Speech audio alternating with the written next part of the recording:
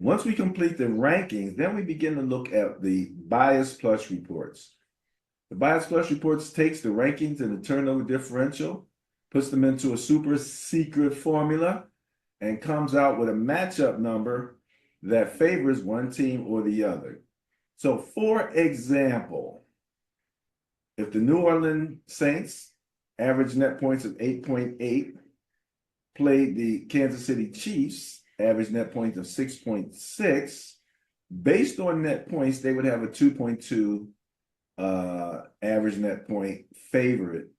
They would be favored by 2.2 points. That's called the bias. We call that the bias. And we put the plus in there when we start to include in that formula turnover differential. So let's move on over to the bias plus reports. Bam, there you go. Thursday night, Benny. Division game. My, what, 2-3? Niners. What's the record for the Seahawks? Are they 2-3 also? The Seahawks are 3-2. 3-2, yeah. But the bias plus score 4.8 favors the Niners. Okay. So Seahawks will be at home.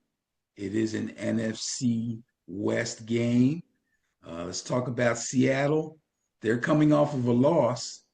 It was a loss at home to my New York Football Giants. Score was 29-20. The Seahawks' first score actually came when Eric Gray, running back for the Giants, was going in for a touchdown from the 1-yard line. And before he crossed the goal line, fumbled the ball into the end zone. It got scooped up by safety Rayshon Jenkins and run back 102 yards for a touchdown. After that, for most of the game, the Seahawks played pretty poorly. They got little from their run game. They committed 6 penalties. They missed tackles. They looked crazy. But the worst thing of all, they couldn't protect Geno. Giants defense was all over him. Geno got sacked 7 times. He got hit 10 times. Jason Myers converted a couple of field goals along the way. That kept it within a 2-possession game for most of the game. So the game was still exciting and it was still close before they put together a 95-yard drive that they finished with a 5-yard touchdown pass from Geno to Smith and Jigba. That actually pulled them within 3. But then they forced a 3-and-out from the Giants and promptly got in position to kick the game-tying field goal to take the game in overtime. And lo and behold, 55 seconds left in the game, lo and behold, Isaiah Simmons jumped over the gap, didn't jump over players, jumped over the gap between the center and the guard, never touched anybody because that would have been a penalty, blocked the kick, and it got scooped up and scored, and the Giants ended up winning the game. That was a game-clinching touchdown. Now, let's talk about the Niners. They're visiting. This is going to sound crazy, but another blown double-digit fourth-quarter lead contributed mightily to the Niners' second division loss already this season. Doesn't sound much like your Niners having 2 division losses already this early. I'm extremely concerned. I'm concerned. I haven't liked the way Purdy has looked, and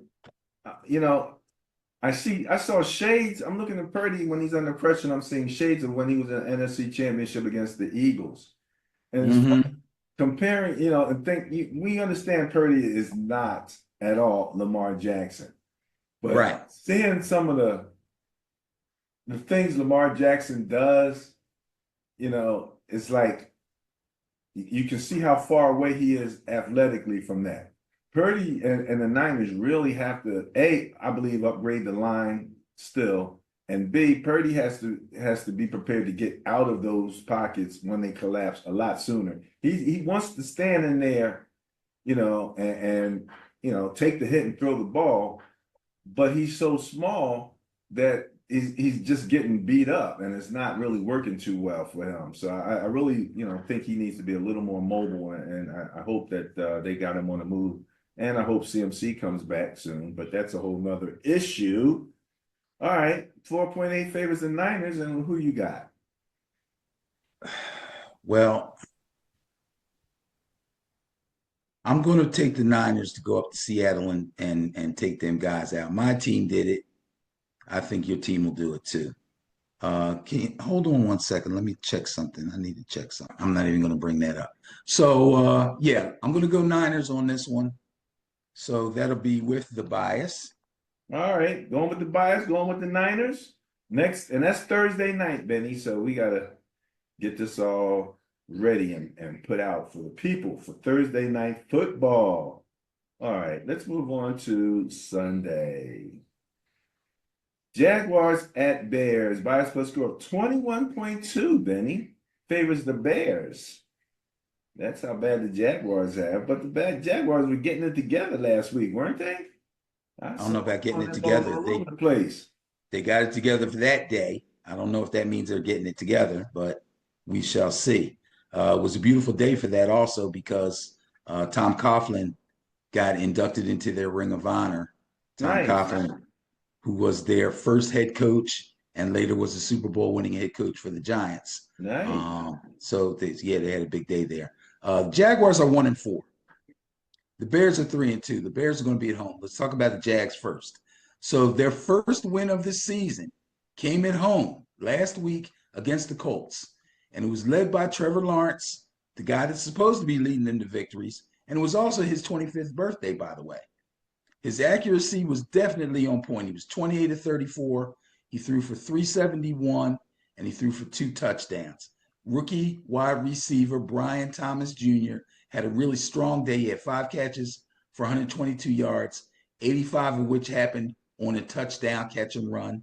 Beautiful throw, beautiful catch, nice run, really fast. Let's not forget, he's another one out of Wide Receiver University, also known as LSU, following in the footsteps of Justin Jefferson and Jamar Chase.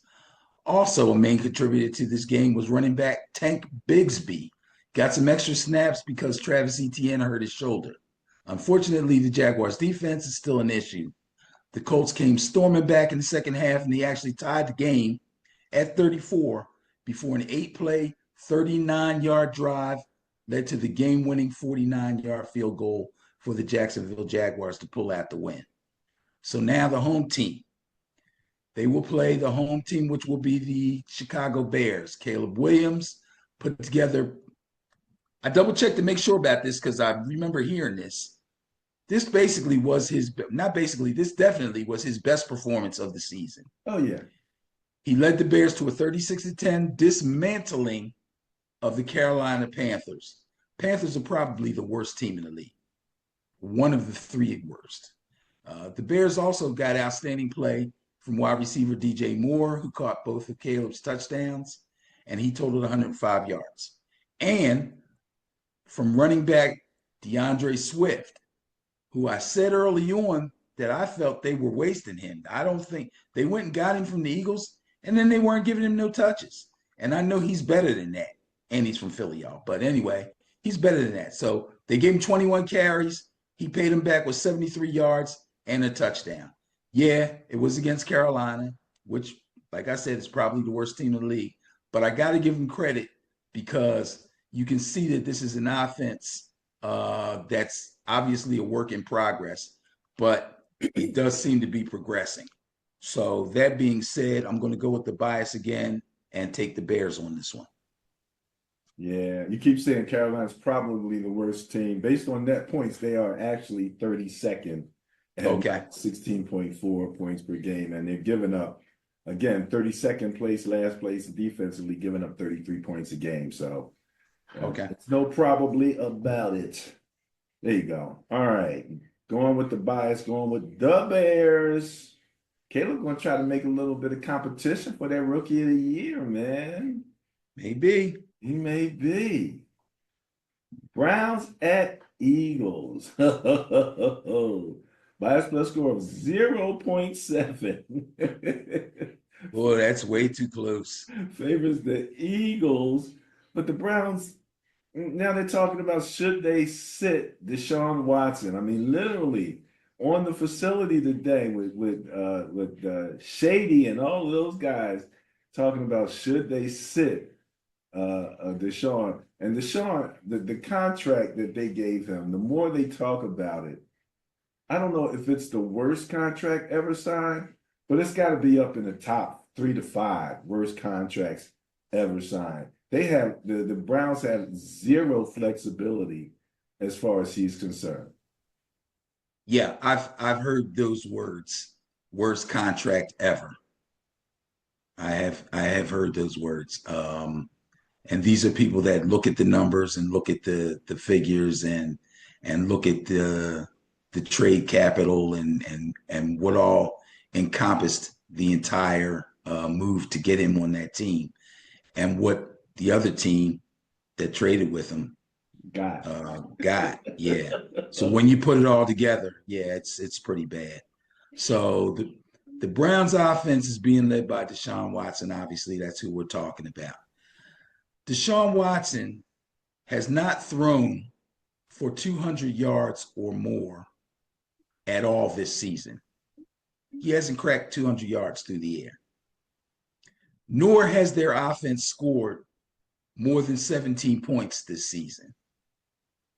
That's just awful. You want to talk? Obviously, you said the Panthers are definitely the worst team in the league. The Browns are vying for that title. It's crazy. I could be wrong, but it looked to me like late in the game, Kevin Stefanski, the head coach, who also calls the plays, wanted to go for it on the 4th down. I know it was late in the game. I know they were losing. But I believe he was talking into the headset, trying to get them set up for a 4th down try. They had nothing to lose. What the heck? Watson decided he didn't want to go for it on 4th down, walked off the field, walked right past Stefanski, who looked exasperated. His bad body language has to affect the rest of the team. I think in my heart, Stefanski really wants to bench him, but I don't think the owner's going to let him because he doesn't want to admit that he made a mistake bringing that guy onto the team. This team is extremely dysfunctional. And the so-called great defense that everybody thought they had is completely handcuffed by the fact that they can't do a doggone thing on offense. Ugh, it's ugly. It's horrible. I actually don't even really like to watch them play. But anyway, Philadelphia Eagles are coming off the bye. That's probably a good thing for them. Last time we saw them was in week 4. They were getting blown out by Tampa Bay. That's not a good thing. But they had the week off to get themselves together. They will be home. They do have the bias. I think I'm going to agree with the bias, and I'm going to pick the Eagles to win. I will say this, and we may go over the different coaches that are on the hot seat. If by some strange chance the Eagles figure out a way to not win this game, whew, boy, I'd love to be a fly on the wall in the NovaCare Center. Cheese and crackers, but I'm going to take the Eagles. You know, when you talked about Deshaun walking off the field, I read a slightly different account that said there was something going on with having 12 men on the field and not wanting to burn a timeout, and he walked off the field. Yeah, that's why I said what it looked like. Yeah, that's one of the stories that I read. So, but I'm with you. The Eagles need to win this, and who knows what's going to go on with the Browns. So going with the bias, going with the Eagles. Next up, Colts at Titans. Bias plus score of 5 favors the Titans. Tennessee coming in, scoring 19.8 points per game, but that's 20th place. Where's Indianapolis? A whole 5 points, huh? A whole 5. Whew. Titans 1-3 will be at home hosting the Colts, who are 2-3. This division game, right? AFC South? South? I get my stuff mixed up sometimes. So it's Colts, Titans. No, it's not. No, it's yes, AFC South. I'm sorry. Brain fart. The Colts have a 39-year-old quarterback. He is backup quarterback, Joe Flacco. As far as I know, as of this moment, Richardson will not be able to play again this week. Joe Flacco will get the start. Um, he played against Jacksonville last week. It was a great game for Trevor Lawrence. The Colts ended up losing the game, but Flacco did his thing. 33 of 44, 359 yards, 3 touchdowns. Did I say this guy's 39 years old? Unbelievable. Let me see. 2 of his touchdowns came in the fourth quarter. Flacco brought the Colts back from 14 down. So it got a little scary there for the Jags. He brought them back in the fourth quarter from 14 down, tied the score at 34.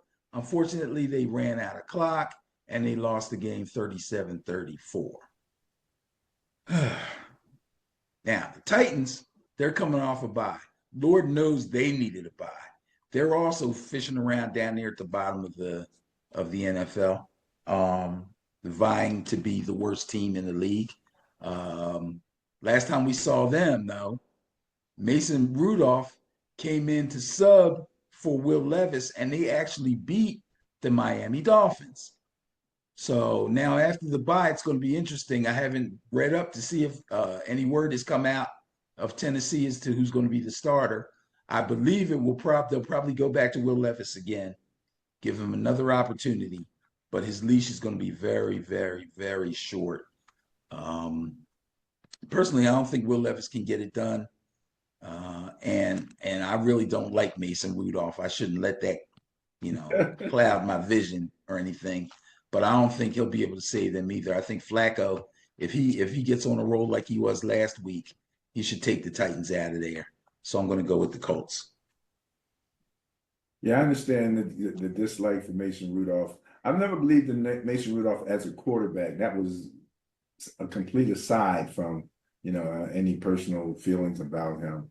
But the bias plus favoring the Titans, big question. So I can quite understand you going with the Colts. Was it Indianapolis is 13th in scoring at 23.8 points per game. And the Titans, where are they at here? Tennessee. They must be in the top half in defense. Are they? Yes, they're allowing 22.5 points per game. They are in 15th place.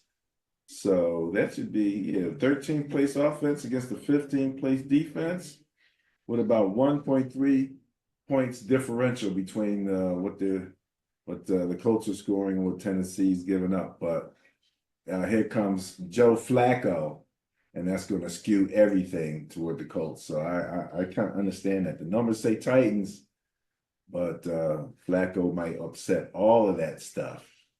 All right, next up, we have the Cardinals at Packers. NFC contest, bias plus score of 9.8 favors the Pack. The Pack, baby, getting it done. What you got? Well, what I got is Kyler Murray last week. Oh, by the way, the Cardinals are 2-3. Kyler Murray threw a touchdown pass and ran for a touchdown in a 24-23 victory over your San Francisco 49ers last week. His rushing touchdown was the first score of the day, went for 50 yards, but the Cardinals only kicked 2 field goals between then and the fourth quarter. That was their only other scoring. The touchdown early, 2 field goals, and that took them into the fourth quarter. Now, in the fourth quarter, a touchdown pass from Murray to tight end Elijah Higgins, and a 2-point conversion by James Conner, and then another field goal by newly acquired second-year kicker Chad Ryland. And what do you know? We got a rally going on. Linebacker Kazir White picked off Brock Purdy, and that sealed the deal for the Cardinals, which was a big win, big division win for them. Now, as far as the Packers are concerned, quarterback Jordan Love led a very balanced Green Bay offense that threw the ball 26 times, ran it 30 times. That's really good balance. 126 yards on the ground, 224 through the air, and 2 touchdowns through the air for Love. With 2 minutes left in the half, Love threw the first pick 6 of his career. But right after that, he drove the team to a field goal right before the whistle for halftime. After starting the second half down 3, Packers took the lead and they never looked back. 2 more touchdown passes made it 24-19. They won that game. I like the Packers. I like the way they're looking. I think Love is right back where he left off before he got injured, and I believe they will be able to take the Cardinals out. I'm going with the Packers. All righty now. Going with the Packers, going with the bias, 9.8. That's not a bad bias there. All right. Texans at Patriots. We were talking about those Texans. Bias plus score of only 1.6, though, favors the Texans. They had that one stinker, and it kind of threw everything, all the numbers out of whack. Yeah, and this is funny. I never would have thought or called this game when we were coming up to it last week a get-right game, but it turned out to be a get-right game for the Texans. At the time, last week, they were 3-1, and they were hosting the Buffalo Bills, who were also 3-1. Both teams were considered to be AFC heavyweights at the beginning of the season, and it looked like this was going to be a really good game. It turned out it actually was for a little while. After rushing touchdown by Cam Akers, a 67-yard bomb from CJ to Nico Collins, and a field goal by Kaimi Fairbairn. I love his name. Kaimi Fairbairn kicked a field goal right before, and another one right after halftime. So right before halftime, as the clock was running out, he kicked the field goal. And then the opening drive of the first possession of the second half, he kicked another field goal. That put Houston up 20-3. Then, for some strange reason, like I was saying before, with some of these defenses that look good one week, they collapsed. The defense just collapsed. And the offense started to flounder too. They had 3 punts, and they committed 2 turnovers. It let Buffalo get back in the game. They actually tied the score at 20. And only another Fairbairn field goal, this one from 59 yards out with no time remaining, actually got them the win. So when the Texans look good, they look really good. When they look bad, they look really bad. There's no reason for them to have looked so bad in the second half of that game. They had Buffalo on the ropes, and they were about to knock them out, and then who the heck knows? But they're playing the Patriots. And in a game between 2 AFC bottom feeders, again, talking about worst teams in the league, we're looking at the Patriots and the Miami Dolphins. And the Patriots lost to the Miami Dolphins. Ramondre Stevenson had a touchdown, and Joey Sly kicked a field goal. And that's about all I can say about the New England Patriots. All kinds of miscues, mistakes, penalties, bad breaks. Nothing's going right for the Patriots. Here's the scary thing. It's so bad, and Jacoby Brissett is getting his butt kicked so bad that they're talking about going to the rookie, Drake May. I think that's a mistake. I think that's a bad mistake. Jacoby Brissett is getting paid to keep that kid off the field. You know, if he takes a beat up as bad as Jacoby Brissett has been getting, which I don't see any reason why he wouldn't, the offensive line is still the same, right? This could be disastrous for the beginning of this kid's career. But anyway, take the Texans in the bias. Drake May, right? Drake May. I would. I feel a little more optimistic than you, probably because Jacoby Brissett is Jacoby Brissett, and there's a reason why he's barely gets off the bench anywhere he goes, because he goes there, plays a little bit, and then he. That's not true. That's not an accurate statement. When's the last time he started somewhere? Chargers. And how long ago was that? 2 years ago. And why did he start? It wasn't because he beat somebody out. No, he's a backup quarterback. He's a backup. That's all I'm saying. Okay, what's Drake May? He winds up What's being Drake a backup. May? Huh? What is Drake May? He's a rookie. Hey, this coach says he's been doing good. Got anything else? Yeah, coach Nothing. says he's been. And the answer to the question is we don't know what Drake May is. Well, we're going to find out, but we kind of know what Jacoby Brissett is. That's my whole point here. That's right. And they knew what he was when they got him, and they brought him in for a specific reason. So I don't care if he's getting his behind kicked or not. He's not injured. He needs to play. And they need to try to scheme up some ways to keep him safe and be competitive. They throw this kid to the wolves, it's going to be a disaster. All right. Well, that's predicting disaster. I'm feeling a little more optimistic, but you're going with the bias, right? Going with the test. Yes. All Yes. right, there you go. Next up, Buccaneers at Saints. That sounds like a division game, Benny. Yes, it is. 5+4 Buccaneers and favorites. Saints. The great pretenders, the Saints. No, I shouldn't say that because I really like some of the things the Saints are doing, but their quarterback, you know what I didn't like that the Saints were doing when they played the Chiefs last week? What's that? They kept putting themselves in third and long, throwing these deep balls that just weren't connecting. I don't know if their coaching staff saw something that made them think they could beat the Chiefs deep, but they kept, and the funny thing is I made a note because I'm looking at Patrick Mahomes, 5 yards, 10 yards, 10 yards, 5 yards, right on down the field. And here come the Saints. Bomb, bomb, get a ball back to Patrick Mahomes. I didn't like the whole approach of the offense. And it didn't surprise me that the pressure finally got to Carr because that just didn't look like a good strategy. What do you have on that? Well, they did hit Shaheed long a couple of times, and I think they thought they could keep doing it. They were trying to probably get themselves a little cushion there and put more pressure on the Chiefs, knowing that the Chiefs are shorthanded and working with, I guess you would call, non-star players. But the great thing about Andy Reid is you could give him some dudes off the street and he'll figure out how to win with them. So that strategy, you're right, will not work against that particular team. But I know what they were trying to do. They just weren't successful. So anyway, let's see. The Saints played valiantly on the road against Kansas City. I got to give them credit. They tried.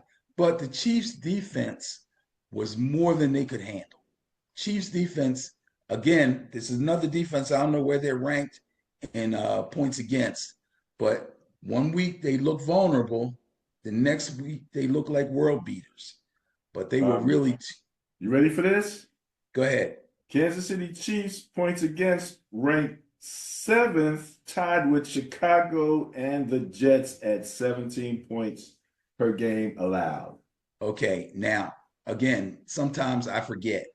We talk about offense and defense when we're really talking about points for and points against. So there actually is a difference, okay? But yeah, people don't score a lot of points on them. So although Derek Carr did throw 2 touchdown passes, he did have some success, but he got picked off once. The Saints' run game got completely shut down. That's where the defense did the damage the most. They couldn't run the ball. Once they quieted down Kamara, that was pretty much it. At that point, Carr is pressing. He got sacked once, but he got hit 9 times. One of those 9 times injured his oblique, and he was out of the game. Let me see. Oh, yeah, before he went out of the game, 3 of their 4 second-half drives came up empty. So I think on the 4th one, they kicked a field goal maybe. Let's see. Yeah, he left the game with an oblique injury. And this is interesting. He's questionable to play this weekend. So this could be a little disastrous for them with a big game coming up with the Buccaneers, who are in the division with them. They will be at home. The question is, which backup quarterback is going to get the start? Now, you got second-year player Jake Haener, and you got a rookie quarterback, Spencer Rattler. Will be interesting to see who gets the start. We'll have to watch who gets the most practice reps and then wait for the announcement, I guess, at the end of the week. Either one. I haven't heard anything about that other guy. All I've heard is Spencer Rattler. That's all I've heard so far. So okay, that'll be interesting. All right. The Bucks. Excuse me? You're going with the. I didn't finish. Okay, go ahead. The Bucks game with the Saints will be their second game in a row on the road and in the NFC South. Very tough division. Only team that's not competitive is the Panthers. The Bucks are coming off a tough loss to Falcons in Atlanta, and now they have to go to New Orleans. Last week, Baker threw for 3 touchdowns, and kicker Chase McLaughlin converted 3 field goals. The last field goal he converted was a 53-yarder. That was with like 10 minutes left in the game. And that actually put the Bucks ahead in that game. Unfortunately, Younghoe Koo, there's that kicker again. He sent the game into overtime with a field goal, and the Falcons actually won the game when they scored a touchdown on a breakaway pass and run, and they beat the Bucks 36-30. But I think the Bucks will regroup and come back and beat the Saints, who will be challenged with a backup quarterback. So I'm going to take the Bucks. One of the reasons I always tell people that the net point rankings and the Bias Plus reports are where you start, your information. It's not the end all. It's the beginning. It's the baseline for figuring out, who's gonna, how the matchups might go, because you can't. The points don't take into account something like the starting quarterback going down and then the backup coming in. So all the points and all the success that they've had or failure that they've had up to that point is reflected in the points, but you can't reflect those injuries and things of that nature all the time. So I think that's a good call on your part with the Buccaneers. I can see the Buccaneers taking this, especially with the 2 backup quarterbacks coming in. Where's Jameis? Oh, that's right. They traded Jameis. Jameis ain't there in New Orleans no more. He might get that call though. When we talked about that a little bit in the first section, so we'll see. Commanders at Ravens, Ben. This is my intriguing game of the week, so I'm not going to play around and act like there's other. What? games. You made a decision? This is it.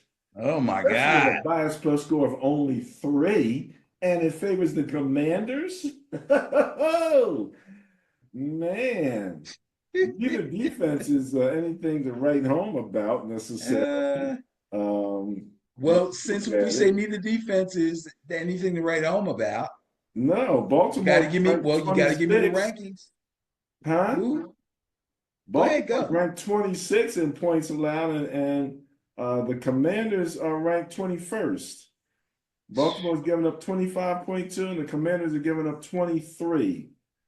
So there should be some points scored in this game. Oh boy. Well, the surprising Washington Commanders are 4-1 at this moment. Ravens, who will be at home in Baltimore, are 3-2. So the Commanders can all wake up Sunday morning, jump in their cars, and drive over to Baltimore for this game. Jaden Daniels didn't have his most accurate day last week, but he did throw for 283 yards. He did throw for 1 touchdown. He did have 1 interception. However, he also ran 11 times for 82 yards. Again, I said this a week or 2 ago. I forget what game it was. Those are Lamar Jackson numbers. Okay? This is going to be a really good game, man. I agree with you. This got to be the intriguing game. His 82 yards rushing contributed to the team's total of 215 yards on the ground. They also scored 3 more touchdowns on the ground. And defensively, they pounded the crap out of Deshaun Watson, beat him into submission, 7 sacks, 11 quarterback hits. Oh boy, I'm telling you, Ben, yeah. As much as both of them are in the lower half on defense, again, Washington is ranked first in offense, averaging 31 points per game. Guess who's number 2? Right. Baltimore, yeah, 29 this should be a really points per game. This should be a really good high-scoring game. The Oh Ravens my goodness. and speaking of high scoring, the Ravens have already revved up their engine too. They played the Bengals last week. It was a knockdown, drag-out battle in Cincinnati. They traded touchdown passes back and forth. but Lamar led his team to a 41-38 victory with 4 scores through the air, and he contributed to a solid total of 175 yards on the ground. That's everybody. That's Justice Hill. That's Derrick Henry. Everybody got a little bit of that 175. Justin Tucker tied it up and sent it to overtime at the end of the game. Cincinnati was holding their own. They were banging. The game went to overtime, and then they won it with a 24-yard field goal by Justin Tucker. I think I am going to go with the Ravens on this one. I know that may be an unpopular pick while everybody's loving on Jaden Daniels right now, but this is a big test for Baltimore. I think they will come through. I think Lamar will take the challenge of a guy who looks like he could be the next Lamar. You know, this, again, intriguing game because the bias is so close and because we see such similarities in these two teams, offensively and defensively.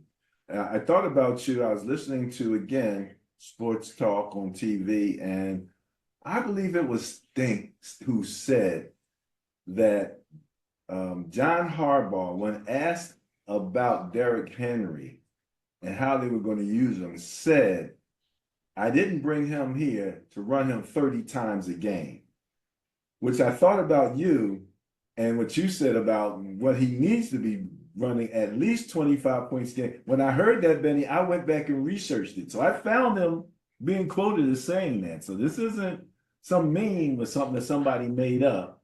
But that's crazy.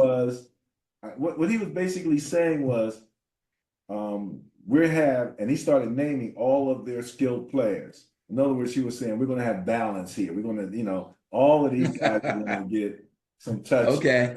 And that's what he was kind of saying. So at the end, we're not going to give him 30 times. But like you were saying, they got to give it to him somewhere between 20 and 25 times just to set the tone for the other team. First of all, he's a great closer. Well, that's the other thing, yeah. Second of all, he's at his best when he gets lots of carries because he gets better and better and better, and he wears your defense down. Single-handedly, he's that guy. That's what he does. People go, you don't want to run your running back into the ground because this guy spends $20,000 a year on his diet. This guy's a machine. And I understand you want to balance. I'm talking to John Harbaugh right now. I understand you want to balance attack, bro. But you're not even throwing the ball to Mark Andrews. Your best receiver is Zay Flowers, who's actually probably be a number 2 on most teams. Your number 2 receiver is Rashad Bateman, who might get 3 targets a game. You don't have a balanced offense. Your offense is Lamar Jackson and Derrick Henry and a little Isaiah Likely sprinkled in. That's your offense. So that's what you need to do. I know you want to be balanced. Guess what? If they're smart, they'll go all in for Devontae Adams. Then you got a legit number 1. That makes Flowers better. You see what I'm saying? That now you got a balanced offense. Ravens, what a concept. but if they don't do that, then they need to give him the ball at least a minimum of 25 times. I'll say a minimum of 20 times. If he gets 20 carries and five catches, 25 touches, they're going to be hard. Like you said, if a good number of those touches are in closeout time, because he will close that game out for them, and that's that's when you need your power game. You know what I mean? Yes. So okay, all right. So you're going against the bias, going with the Ravens, and then say it with me: the Commanders. Gotta say it right, Benny. Come on. Come on, man. Commanders. Oh my God, Ben. Raiders at Steelers. Bias plus score of 19.6 favors the Steelers. Let me say my niece called me and she wanted to make sure that I brought this up in the show so that Okay. she could watch it and share it with her friends. When she called me and say, "Who's that guy that was on the bench picking his nose and eating it?"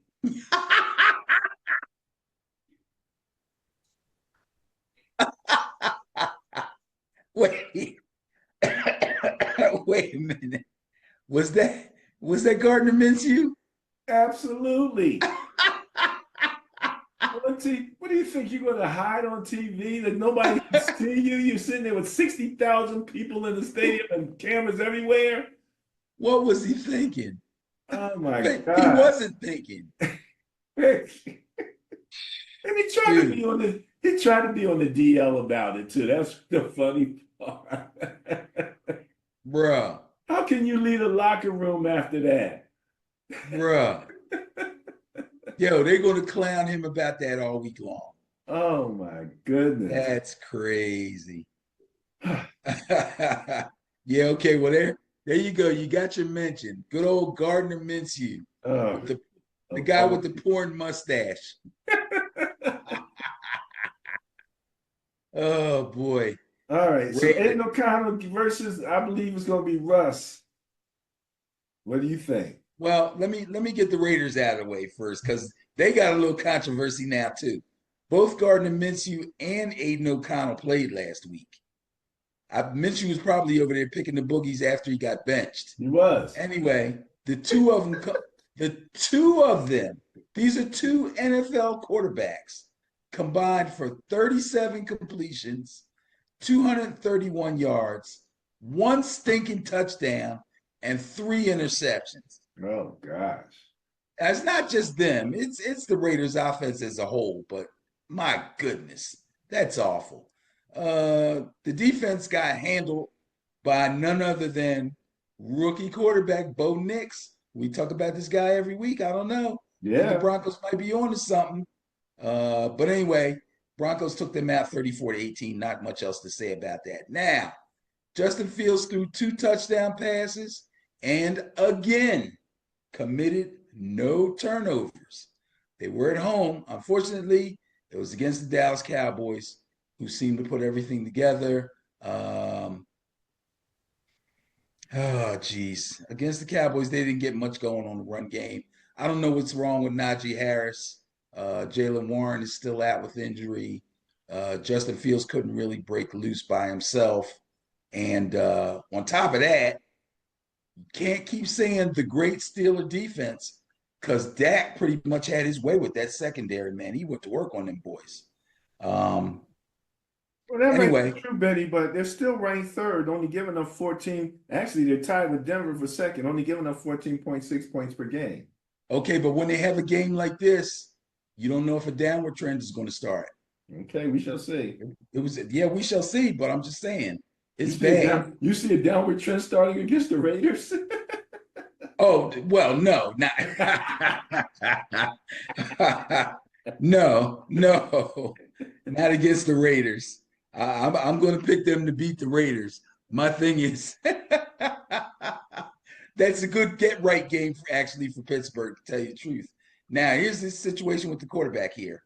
And, you're going to hear a lot of stuff. Russell Wilson's back at practice. But from what I hear, he's working with the twos, not the ones. They are preparing Justin Fields to start this game. He's working out with the ones in practice, all the starters. The drama still continues, though, because I believe I heard Mike Tomlin or somebody say that the door is now ajar, whatever that means. Well, you know what that means. So this is the point right here where we're at. This is why no matter how many times the press asked Tomlin to give them some more specifics about the quarterback situation, he would not do it because he knew the day was going to come when Russ was actually physically ready to play. And he had to figure out what he was going to do when that time came. And he didn't know. So now I guess he's trying to figure it out now. I'm sure he had some contingency plans. And again, a lot of it still goes on Fields and how he looks. Now, if he gets in the game and he struggles, which I doubt will happen this week, he'll probably go start again.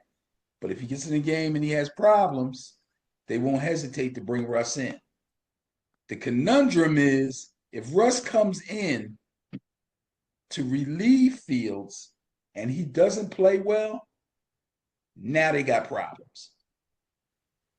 So we'll have to wait and see. But anyway, yeah, I'm taking Pittsburgh over the Raiders. If Russ does come in and looks good, they might be able to push him on over to Miami. That's what I kept hearing. Russ to Miami, Russ to Miami. Miami needs something, but Tua's coming back, so if he plays well, they'll keep him.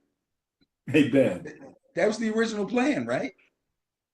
Suppose when the Steelers, when the Raiders enter the field, the Steelers start playing Boogie Fever. Stop. Good old fashioned Jackson 5 song, man. No. Stop. Chargers. The Chargers at Broncos. Biascore score 4.3 favors the Chargers. This actually is kind of an interesting game, Benny. I mean, let's face it. AFC West. Yeah, AFC West. Good defense, you know. Broncos are playing very good defense, in fact. Broncos defense looks kind of scary there. Kind of scary, yeah, absolutely. They haven't played the Chiefs yet, have they? Not that I know of, no. Let's see here. Denver has the second ranked. Okay, here you go, Benny. Denver has the second ranked defense, giving up 14.6 points per game. The Chargers have the first ranked defense, giving up 12.5 points per game. Yeah, but I'll tell you this, and this off the top of my head, I can go back and check it if you want to, but I'm pretty sure the Chargers competition was much lighter than the Broncos competition. The Broncos got their 3-2 record off of a few better teams than the Chargers have played so far. Okay. I Chargers can't. Offensively are 28th, only scoring 17 points per game. Denver's actually 22nd, scoring 19.2. Okay. So I guess I'm not sure how that all worked out, but and I think that had something to do with turnovers, to be quite honest with you. Okay. When I think about it and how these numbers got calculated, but the bias plus score favors the Chargers, and you have the Broncos. Patrick Surtain, the second, son of a very good player, swiped 2 interceptions, ran one of them back 100 yards for a touchdown. Bo Nix had a solid game. He threw 2 touchdown passes, and the Broncos dominated the Raiders. We just talked about that. Raiders lost 34-18. Now, the Chargers are coming off the bye. Last time we saw them was in week 4, and they lost a close game to the Chiefs. Interesting. I keep thinking the Chargers gonna do something. I like the idea that Jim Harbaugh has of making them a tough run-first offense. But I'm not 100% sure about the defense because, like I said, they haven't really played anybody except for the Chiefs, and they lost that game. I'm going to take the Broncos at home on this one. I'm intrigued by Bo Nix. Intrigued by Bo Nix. He was giving it back to his coach a little bit from what I saw on the sideline. You know what? I watched that a couple times. That just, you know what that looked like to me? What? That just looked like a spirited conversation, because when he turned his back and walked away, the coach actually said something else, but it didn't seem to be angry. It wasn't like one of those, hey, get back over here, or hey, don't talk to me that way, or something like that. Right. And he immediately went to another coach and started showing him stuff on the chart. So I think Bo Nix saw something or wanted something, and he was passionate about what he saw or wanted. And he was giving it to him, saying, hey, we need to call this, we need to do that, we need to. That's the way it looked to me. Okay, all right. Good stuff. They didn't look angry. Right. All right, so you're going with the Broncos. Broncos going against the bias. Okay, here's your board, Benny. Falcons at Panthers. Bias plus score of 17.2 favors the Falcons. Yeah, this is going to be easy one. Carolina got hammered last week against the Bears, 36-10. Now they got to host the red hot division opponent, Atlanta Falcons. Now, last week, Atlanta hosted a wild one against the Buccaneers that went to overtime before it actually got settled. Kirk Cousins was in his bag. He was 42 of 58, 509 yards, 4 touchdowns, only 1 interception. Younghoe Koo kicked a 52-yarder to tie the score at 30. Was not an easy game. That forced overtime. And then Kirk Cousins hit a guy named Kadaro Hodge. This guy's like the 4th or 5th wide receiver on this team. He only comes in to spell Drake London and what's his face when they get tired. He mostly plays special teams.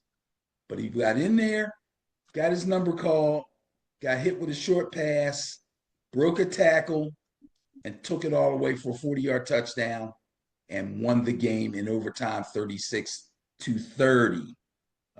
Kirk Cousins is hot right now. He's super hot. And the Falcons are looking pretty good. Not looking bad on defense either. They have the bias. I got to go with them, even though they're on the road, because they're playing the Panthers. Red Rifle still quarterbacking? Yeah, he's still in there. All right. There you go. Going with the bias, going with the Falcons.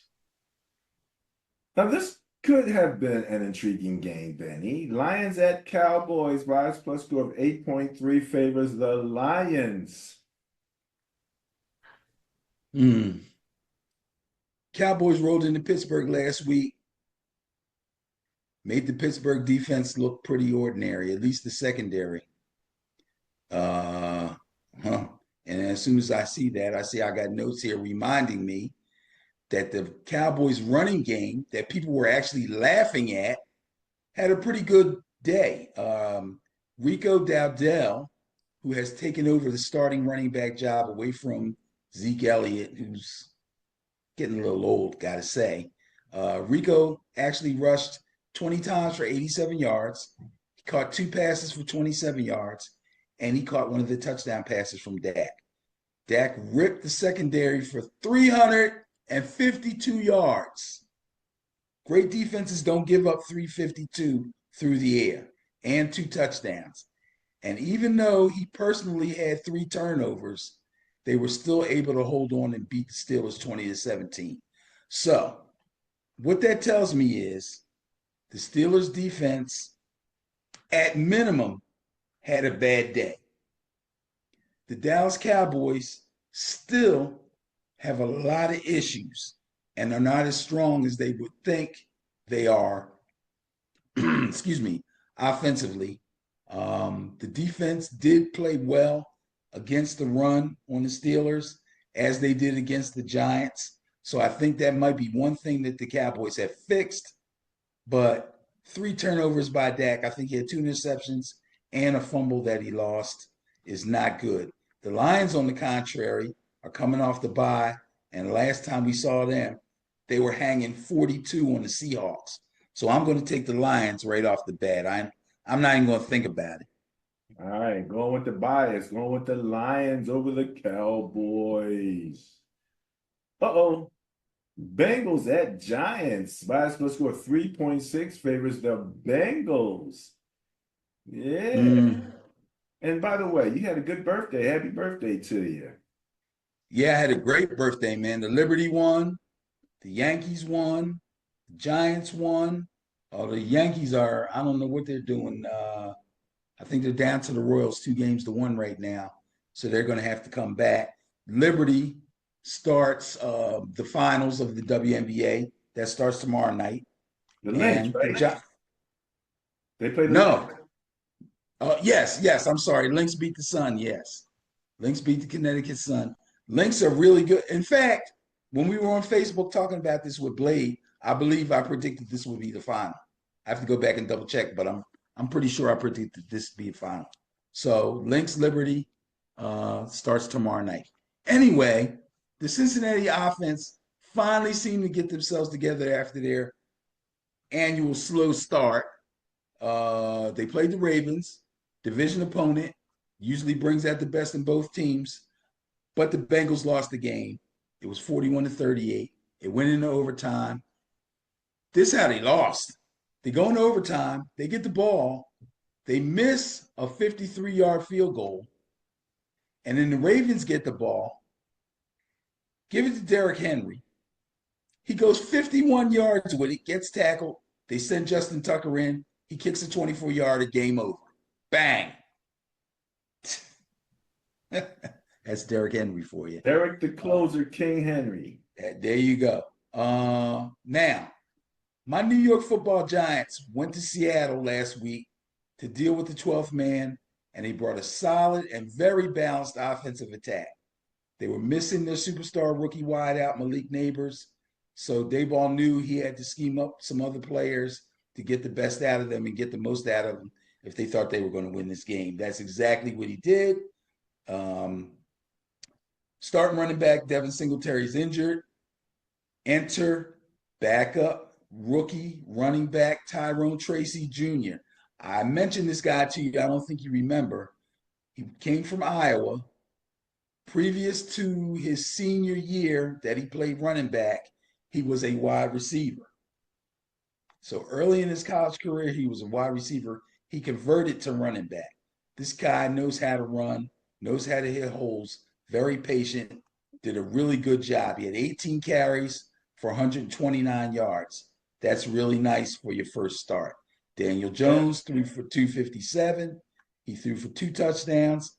One to Darius Slayton, a good wide receiver for us. One to Wan'Dale Robinson, another emerging good receiver for us. This should be a strong trio, either with or without Daniels. I don't know, or rather, with or without Daniel Jones. I don't know. But Slayton, Robinson, and Neighbors is an upcoming trio of wide receivers that could really, really do some damage. Now, what really made my heart feel great was the defense was excellent. They basically shut down Seattle's running attack, which I was really afraid. You know, I have a lot of respect for Kenneth Walker. I think he's a great running back, but they filled every hole. There was no place for him to go. They shut them down. In fact, the longest run of the day was by Geno. He broke out of the pocket, had a 32-yard run. That was the longest run of the day. Most of the game, rest of the game, though, Geno was trying to find some aspirin. Yeah, 7 sacks, 10 QB hits. I am going to take the Giants at home against the Bengals. You know, I read an article, Ben, and I'm going to go back and do some more research. But apparently, the question about home field advantage being worth 3 points is now being questioned. And the last one calculation I saw is it's only worth about 1.6 points per game now. Is that because of the way the fans are traveling? I don't think necessarily it's that, and they didn't really give an answer. They were just looking at the results, you know, different results over time and things of that nature. So we'll have to keep an eye on that. I'll look into that more often. But you're going to go against the bias, going with your New York Football Giants to beat the Bengals. And the Bengals was just trying to get their act together, Benny. Y'all just going to go in there and knock them off track, eh? I'm thinking the Giants had a big win on a really long road trip. I told you that from the East Coast to Seattle is the furthest distance that any 2 NFL teams would ever have to travel besides going overseas to play. So they took that long trip out there. They won a really good game. They played really well. Guys that weren't expected to step up, stepped up. The defense that was looking a little shabby actually played extremely well against a team that runs the ball really well. And the Bengals battled their hearts out with the Ravens only to lose and lose miserably. I think they may have taken a bunch out of them. So I'm going to pick the Giants. The funny thing is, listening to some of the commentary, one of the guys was saying, Daniel Jones, he said, we're going to call him DJ because he's playing good now. So we'll just give a nickname. I don't pay no attention to that stuff. These guys are so wishy-washy. Bills at Jets. Bias plus score 3.6 favors the Bills. The bias, when you add the drama to it, I believe favors the Bills even more than 3.6. Oh, God. Okay, Bills you are want to handle the 3-2. big news and all of that in your report here? That wasn't big news to me. I figured he'd get fired, not this soon, though. That was the only surprise. I thought he'd make it at least to like week 8 or 9. But anyway, and we could talk about it because I smell Sabatucci. But anyhow, Aaron Rodgers and the Jets were completely bamboozled by the Vikings defense. They couldn't run the ball at all, and Aaron Rodgers threw the ball 54 times. When you're in a game and your quarterback has to throw the ball 54 times, you know you're in trouble. Out of that 54 passes, I didn't even note down how many he completed, but he did throw 2 touchdowns, but he also threw 3 interceptions, which can be a problem when you're forced to throw the ball.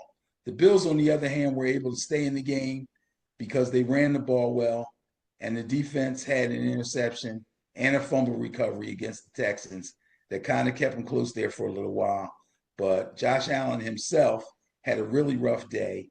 He was only 9 of 30, 131, and 1 touchdown, and that won't get it, especially for a guy like Josh Allen. But I believe that the Aaron Rodgers-led Jets are going to be in disarray for most of this week.